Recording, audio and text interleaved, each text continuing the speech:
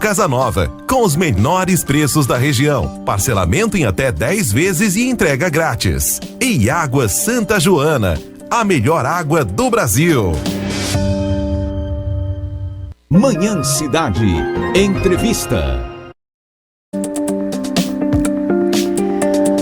Olha, gente, a pauta saúde mental nunca esteve, né? Tão forte, tão em alta. A gente sabe que a cabeça manda no restante do corpo e, às vezes, quando não estamos preparados, né, para determinadas atividades, determinados ofícios, tudo pode desandar. E hoje, especificamente, a gente fala sobre o atleta, né? Porque além de estar preparado fisicamente, ele também precisa estar mentalmente para conseguir aí manter a concentração, controlar o estresse e, claro, garantir um bom desempenho. Pois é, Renata, e para saber como lidar com as emoções e manter o foco na hora da competição, a gente vai conversar aqui com a psicanalista clínica Rutineia Lira, que está conosco aqui no estúdio da cidade. Doutora, muito obrigado pela presença, um bom dia para a senhora. Bom dia a todos. Obrigado eu por estar aqui com vocês. Doutora, a gente pode imaginar que o espírito de competição é algo que se adquire na vivência, que as pessoas já sabem competir naturalmente. Mas é preciso aprender a competir, ter uma certa disposição mental específica para saber competir? É preciso aprender a viver, é preciso aprender a competir. Porque nem sempre a gente ganha, Vitor. Às vezes a gente perde, e perder também faz parte, e tudo bem se eu perco. Então a gente precisa aprender. A gente ouve, né? O importante é competir, né? Desde criança. A gente quer mesmo é ganhar, né? Quem não gosta? Quem né? não gosta de ganhar, né? Mas é algo que a gente ouve desde cedo e é, na verdade, um incentivo a lidar com as frustrações, né? E a gente está numa época, numa geração que qualquer frustração já quer desistir, acha que não consegue mais. Como trabalhar isso, né? A gente está falando do atleta, a gente pode falar do atleta profissional, mas principalmente quem está começando. Eu estou falando porque eu tenho um em casa, né? Os atletas em formação. E a ansiedade, principalmente, atrapalha muito. Uma ansiedade na hora de fazer uma prova, por exemplo, né? Dar o branco e tal. E na hora do seu desempenho com o seu corpo, né? Como lidar com isso, doutora? Pois é, a ansiedade é algo bom, na verdade. Depende só do nível dessa ansiedade, né? A ansiedade, ela nos impulsiona, ela faz com que a gente tenha certo limite em relação a isso ou aquilo outro, mas ela também pode se tornar patológica e ela pode nos impedir. Nós nos preparamos para fazer uma prova, como você falou, a gente tem todo o conhecimento, se dedicou, estudou, quando chega na hora, dá aquele velho branco. Quem nunca passou por isso, né, na escola? Mas por que isso acontece? Porque a gente é levado pelos pensamentos. Eu sempre digo aos pacientes, saia do mundo subjetivo dos pensamentos e traga seus pensamentos para aquilo que é racional. O que é racional? Eu estudei, eu me preparei, então eu sou capaz de responder. Mas quando a gente fica, será que eu vou conseguir? Será que meu colega vai tirar uma nota melhor do que eu? Aí a gente começa a pensar demais. E aí a ansiedade cresce. Tudo aquilo que a gente foca, de fato, cresce. Cresce em nós. Então, pensando no atleta, mas como você bem falou, não só atleta, mas um ser humano, porque como nós trabalhamos tanto categoria de base como profissional, e sobretudo a categoria de base, a gente prepara indivíduos para a vida. E a ansiedade pode fazer com que a gente, em vez de caminhar mais adiante, dar um passo a mais, porque somos capazes para isso, a gente retroceda. É bem interessante, Renata, Vitor, né? Que a gente falou para os atletas, às vezes eles têm um pouquinho de dificuldade de acreditar nisso, mas quando eles ficam nervosos, ansiosos, tipo, o nosso clube aqui em Caruaru vai jogar com o clube da capital. Eles já começam a ficar super nervosos por conta disso. O que acontece com eles? Eles têm toda a técnica, eles treinaram a semana inteira, jogadas, o professor orientou. Quando chega na hora da competição, por eles estarem muito nervosos, porque é um time da capital, a musculatura deles trava e eles não conseguem exercer aquilo que eles treinaram com êxito a semana inteira. Então, a ansiedade, ela é protetora, ela nos impulsiona, mas ela também pode nos aprisionar e ela pode nos impedir de ir adiante e executar aquilo que a gente sabe fazer muito bem. Incapacita, né? Ela incapacita. Eu fiquei pensando aqui, por exemplo, na dinâmica do treinamento. Se você acredita que precisa de mais para alcançar o objetivo, você pode ser levado a treinar em excesso. Isso pode trazer uma implicação física. Você pode ter uma lesão, ou de repente estar próximo de uma lesão, porque você levou o corpo ao limite. Sim. Um outro ponto é, bom, mas se eu não acredito em mim, se eu estou desconfiado da minha competência, acho que o adversário é muito superior e que por mais que eu faça alguma coisa, eu não vou chegar no nível dele, eu posso treinar menos. Eu posso, ainda que submetido àquela sessão de treino, não aproveitá-la da maneira como deveria. Então, pode pender para os dois lados, né, doutora? Pode pender para os dois lados. Por isso que eu digo, eu tenho que chamar os meus pensamentos para o mundo racional. Mesmo quando nós trabalhamos com a categoria de base, nós falamos muito isso para eles. Mas existe também algo que é muito significativo, que eu não posso deixar de falar aqui, que são as palavras, são o incentivo, é a cobrança, que muitas vezes impede os nossos atletas de irem adiante. Nós temos exemplos no clube que eu trabalho aqui na cidade, de atletas que foram lançados aí para o mundo. Mas aí a gente vê o contexto familiar desse atleta. É muitas vezes diferente daquele atleta que tinha toda a capacidade de ir adiante, de voar, como eu digo para eles, que eles são capazes de voar. Mas aí são palavras. Qual era esse contexto, doutora? Contexto de uma família que dá carinho, mas que dá limite. Que usa as palavras certas nos momentos adequados. Que quando o filho perde um jogo, fala para ele, filho, tudo bem, tem um próximo jogo. Se você não deu certo nesse campeonato, vem o próximo campeonato para que você possa seguir. E isso não significa que você não é capaz. Você é capaz, sim, mas não foi o momento. Um outro time poderia perder, no caso, fomos nós que perdemos. Então, essas palavras impulsionam. E, segundo as neurociências, aquilo que a gente fala para os nossos filhos, para as pessoas à nossa volta, e que elas acreditam e elas verbalizam, elas são capazes de exercer. Ou então, ela vai travar. Um exemplo, se eu falo para o meu filho, filho, você é capaz. Mãe, eu sou realmente capaz. Eu tenho certeza que você é.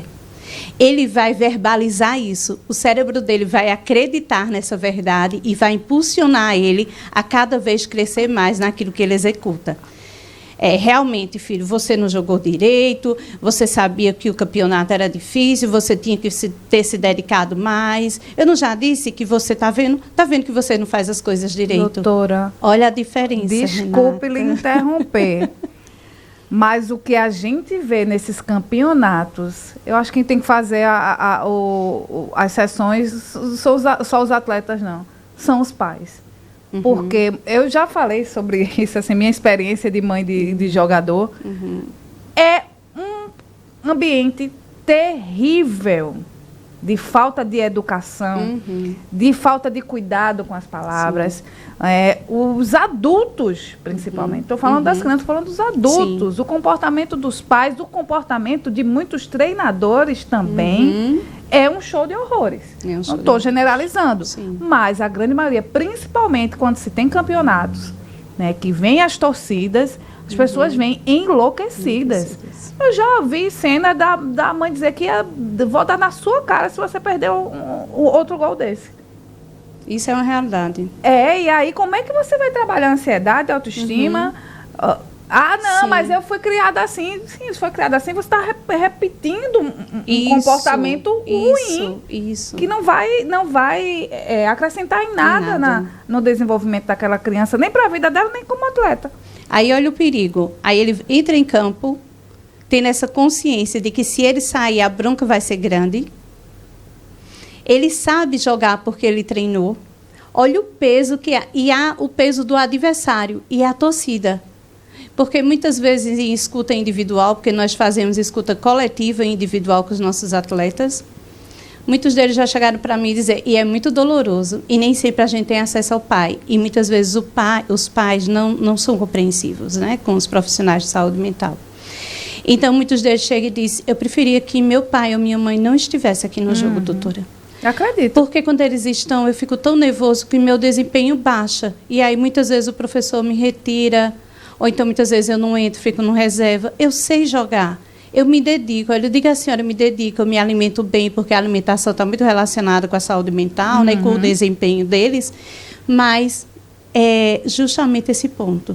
Os pais precisam ser incentivadores. Eles precisam, sim, de um acompanhamento terapêutico. Por quê? Tem jogadores que dizem assim, eu não consigo trabalhar sob pressão. Aí eu brinco com eles, gente, você tem certeza que quer ser jogador de futebol? Porque você vai viver sob pressão o tempo inteiro. Ainda tem a diferença das posições no jogo, né? Porque um goleiro defende 10 gols. Perdeu um, que foi o que decidiu o título, ele não presta mais para nada. Coitado. Exatamente. E eles escutam palavras muito duras. Por isso que na pré-eleção, que é o momento que nós temos antes deles subirem para o campo, tem muitos professores, né, muitos técnicos que fazem questão que nós estejamos presentes. Por quê? Porque a gente vai lembrar eles que eles são capazes, sim. Que eles são pessoas incríveis, vitoriosas, e que eles se prepararam para esse momento. O adversário é maravilhoso, mas eles também não deixam de ser. Isso faz toda a diferença. E isso não é bobagem, não é mimimi. Na hora que você está ali para entrar em campo, o Vitor, né, cobre aqui futebol há muitos anos. Quando os atletas estão juntos, o que é que eles dizem ali? Vamos lá, vamos para cima. Isso. Ninguém diz, tu não presta para nada. Isso. Não se diz isso antes de começar o jogo. De forma nenhuma. Não é? Não se diz. É um incentivo, gritam, né? Um grito de guerra motivacional. que é Sim. aquilo que os une, né? Porque aquele grito de guerra é o que, digamos assim, enlaça todos eles num só objetivo, numa coletividade. São todos membros de uma equipe que estão em busca de um objetivo. Ninguém sai dizendo que vai dar porrada no outro caso ele não tem alguma falha, né? Eles, claro, vão se cobrar no momento durante o jogo da e tal. partida, talvez até fora, mas eles são... Bom, eles costumam ser uma grande família, né? Sim, então, são. eles se cobram, mas se cobram Sim. porque sabem que dependem uns dos outros para chegar ao resultado, né? Dependem equipe, um dos né? outros. É justamente isso, Vitor. Dependem um dos outros. Eles protegem o goleiro. Então, assim, eles dependem um dos outros. Eu sempre falo para eles assim, o olhar de vocês precisa falar um com o outro. Só o olhar, o toque, a forma que você vira para o seu colega, eles já têm que perceber. Então, eles precisam estar unidos. Por isso que nós fazemos tanto trabalho com eles de forma coletiva, para que eles estejam bem alinhados um com o outro, porque isso faz toda a diferença no campo. Eles são um único dentro do campo. Doutora, nesse ponto eu queria perguntar para a senhora sobre as construções narrativas, né? Porque elas acabam alimentando também os objetivos. Então, quem é você? Quem é o adversário? Que competição é essa? Você está lutando pelo quê? Tanto coletivamente como individual. E aí o técnico também entra nesse processo, né? Sim. Porque geralmente é o técnico quem constrói essa narrativa. Né? Claro, individualmente cada um pode ter. Eu estou fazendo isso porque eu quero chegar naquele objetivo, eu vou mostrar que eu sou melhor, eu vou mostrar que eu consigo, que eu tenho competência, enfim, estou colocando exemplos, tem muitas outras questões. Mas como é que é o trabalho com o treinador nessa construção? O que você vai dizer para eles? Como que você vai significar a busca por esse resultado? O que é isso aqui? Esses 90 minutos aqui significam o quê e o resultado positivo é o que no final de tudo, né? Porque a gente luta por alguma coisa. Não é só colocar a bola na rede, porque aquela bola na rede significa algo maior, né? É verdade, Vitor. Bem interessante sua pergunta. Assim, nós assistimos toda a equipe. São todos os colaboradores, toda a comissão técnica e todos os colaboradores daquela empresa que nós assistimos. Mas existe um ponto que a gente precisa falar aqui, sabe o que é? Nem todo técnico de futebol ainda está preparado para sentar com um profissional de saúde mental e colocar para fora. Porque o técnico, eles têm a ideia de que eu sou aquele que não erra. Sabe, gente, ainda, nos dias de hoje ainda existe isso. Eu sou aquele que sempre delega funções. Então, eu não posso ter um profissional, sobretudo, muitas vezes até mais jovem do que eu, me orientando no que eu possa ou não fazer. Então, existe essa dificuldade. No nosso clube, nós não temos. Nós temos esse acesso. Eu trabalho no Porto de Caruaru. Então, assim, lá no Porto a gente não tem dificuldade, sabe, Renata e Vitor? A gente entra, a gente conversa. Eu tive conversando com o Jimmy o treinador do Sub-17 agora há pouco, ele colocando as demandas dele para mim, e eu deixando ele muito à vontade para que ele se expôsse, para que ele colocasse mesmo. A gente brinca, bota mesmo para fora aquilo que está te incomodando, porque se ele não colocar, Renata, para mim, ele vai fazer isso com os meninos, de alguma forma, mesmo inconscientemente. Isso vai ser um problema. E é difícil, né, doutora, porque os homens têm um pouco mais de dificuldade em relação a lidar com saúde mental. Sem dúvida. Né? As mulheres procuram mais os consultórios, com por exemplo. Certeza, né? Com os certeza. homens a gente conta no dedo. Com certeza. Hoje a gente tem mais os profissionais de educação física, muita gente está passando pela academia, e muitos profissionais que até mesmo não passaram pela academia, mas estão agora mais conscientes da necessidade desse trabalho. Mas num passado não muito distante, tínhamos muito jogador, né, e nem nada contra isso, porque eles têm, né, todo um conhecimento, uma vivência, uma experiência importante, mas como eles não tiveram isso no passado, eles não acreditavam que isso era algo necessário.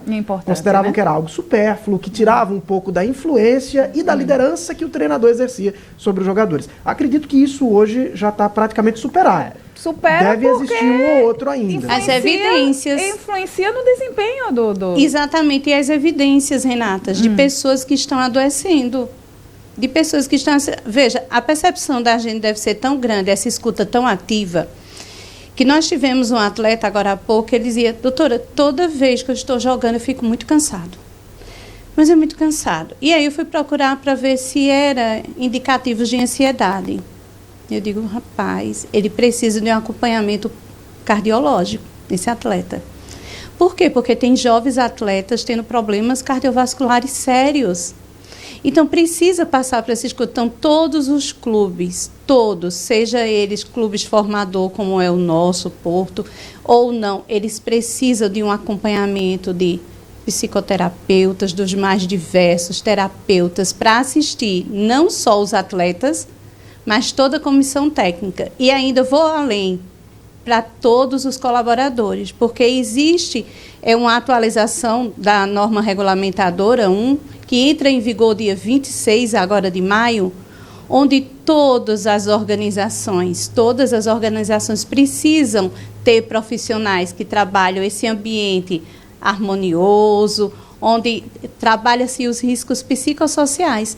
E os clubes de futebol se enquadram muito mais do que todas as outras instituições. Então, assim, pensa no que ele falou ainda dessa questão do resultado final. Para mim, e é o que eu falo muito para os meus atletas, o resultado final é você ter um bom desempenho. Se isso vai garantir a você os pontos na competição, ok, tudo bem. Mas faça aquilo que você sabe fazer e faça com alegria. Porque é horrível a gente trabalhar em algo opressor, alguém gritando. E isso acontece muito, a gente sabe, sobretudo nas categorias de base. Mas eles têm que ter essa consciência. Eu vou fazer com responsabilidade e com alegria, sabendo que isso também é uma vitrine para algo que eu almejo no futuro, que é o profissional. Acredite em você, você é capaz. E é como você falou, Renata, não é palavras por falar, é porque eles sabem que são capazes, e eu sei que eles são. São vidas humanas, gente. Para além do que jogador, jornalista, vida, psicólogo, psicanalista, seja o que for, são vidas humanas. E quando eu entrei nesse clube, eu enfatizei bem isso. O meu trabalho é, antes do atleta, o ser humano, formando ele para a vida. Isso é que é importante, porque por aqui ele vai passar, Vitor. Daqui a pouco eles estão aí voando. Doutora, a gente, infelizmente, o tempo acabou, mas eu queria ainda só dizer assim, que é diferente. Incentivo, cobrança, insulto, são 3 coisas completamente diferentes. Totalmente. E pra gente que está no desespero agora, quem está ouvindo a Cidade FM, sabe que tem conhecimento, tanto se for para algo físico, ou para uma prova, uma coisa, sabe que tem conhecimento, sabe que se preparou, mas a ansiedade ali naquela hora tá apertando. Respira fundo, conta até 10. Tem alguma dica para tentar voltar para o eixo mais rápido possível? Respirar. Se possível, tirar o calçado, colocar os pés no chão, por conta que existe algo chamado de aterramento, que a gente sempre fala para as pessoas, beber água. Quando a gente bebe água e urina, a gente fica menos ansioso. É tanto que nas crises de ansiedade, se a pessoa puder beber água, quando ela começa a urinar, baixa ansiedade, porque libera a adrenalina, cortisol, noradrenalina, e você vai ficando tranquilo. E chame seus pensamentos para aquilo que é racional. Eu estudei, eu sou capaz. Eu vou para uma entrevista de trabalho. Eu sei me importar, eu vou usar as palavras certas, eu tenho a técnica. Você é capaz. Acredite em você. Não permita que a ansiedade ela é mentirosa, não permita que ela venha com os pensamentos e leve você para bem distante. Venha para aquilo que é racional. A ansiedade vai embora rapidinho. Ela não resiste àquilo que é racional. Doutora Rutineia Lira, psicanalista clínica, conversou conosco aqui no Cidade Entrevista. Doutora, mais uma vez, muito obrigado pela gentileza de estar conosco aqui. E volte. Volte. Porque o papo é longo. Até uma próxima oportunidade. Obrigada a vocês, foi muito bom, tá? Compartilhar conhecimento é sempre bom. Muito obrigado. Muito bem, seguindo com este Manhã Cidade, porque a gente ainda tem um último recado para vocês. Diversas áreas da saúde vão ser abordadas